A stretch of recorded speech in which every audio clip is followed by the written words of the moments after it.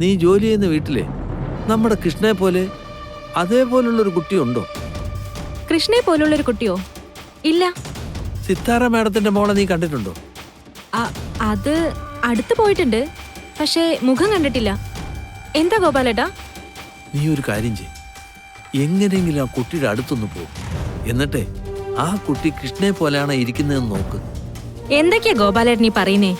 അതിന്റെയൊക്കെ കാര്യം എന്താ?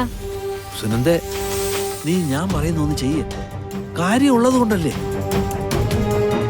എനിക്ക് തോന്നുന്നതേ കൃഷ്ണമോളുടെ അതേ രൂപത്തിൽ തന്നെയാണ് സിത്താര മാഡത്തിന്റെ മകളും. വെയിലത്ത് നടന്ന് വട്ടായി പോയതാണോ? എവിടെന്നാ ഇപ്പൊ ഇതൊക്കെ കണ്ടുപിടിച്ചത്? സുനന്ദേ, ഞാൻ ഈ മതിലിന്റെ പുറത്തുണ്ട്. ആ കുട്ടി ഇവിടെ വരും വരെ ഞാൻ ആ വണ്ടിയുടെ പുറകിലുണ്ടായിരുന്നു. നടന്ന കാര്യങ്ങളൊക്കെ ഞാൻ പിന്നെ പറയാം. നീ ഇപ്പൊ ചെന്ന് അവര് തമ്മിൽ സാമ്യം ഉണ്ടോ നോക്ക്. ശരി, ഞാൻ നോക്കാം. ഇനിയിപ്പൊ അതറിയാണ്ട് കിടന്ന് ബുദ്ധിമുട്ടുണ്ട്.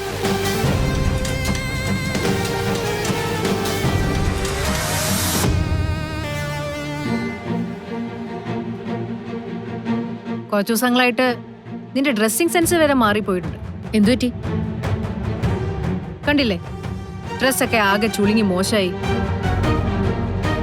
മുൻപായിരുന്നെങ്കിൽ നീ ഇങ്ങനൊന്നും നടക്കില്ലായിരുന്നല്ലോ. ഞാൻ എന്റെ ഫ്രണ്ട്സിന്റെ കൂടെ പോയതല്ലേ മമ്മി. അവളുമാര് വന്നാ പിന്നെ അറിയാലോ മമ്മിക്ക് എന്തൊക്കെയായിരിക്കും ബഹളന്ന്.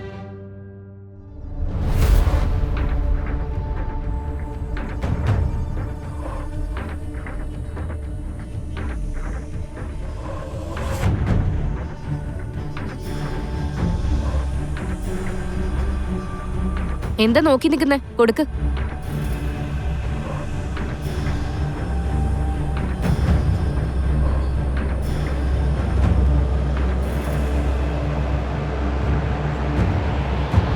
Madam, juice.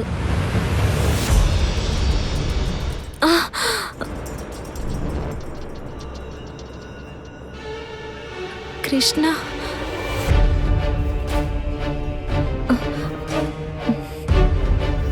എന്തിങ്ങനെ അമ്പരന്ന് നിക്കുന്നേ? ജ്യൂസ് താ.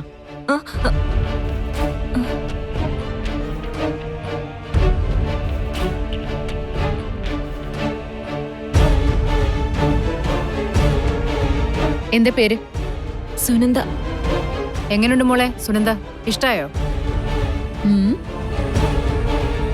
കണ്ടിട്ട് വലിയ കുഴപ്പമില്ലാന്ന് തോന്നുന്നു. പിന്നെ കുഴപ്പമുണ്ടെങ്കില് ടെർമിനേറ്റ് ചെയ്യാൻ മമ്മിയോട് പ്രത്യേകിച്ച് പറയേണ്ട കാര്യമില്ലല്ലോ.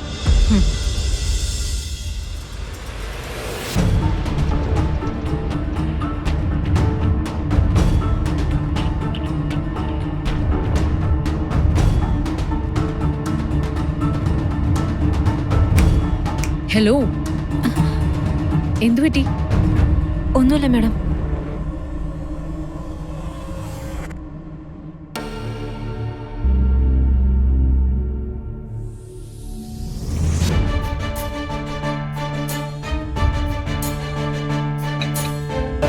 മമ്മി ഒന്ന് വന്നേ. ആ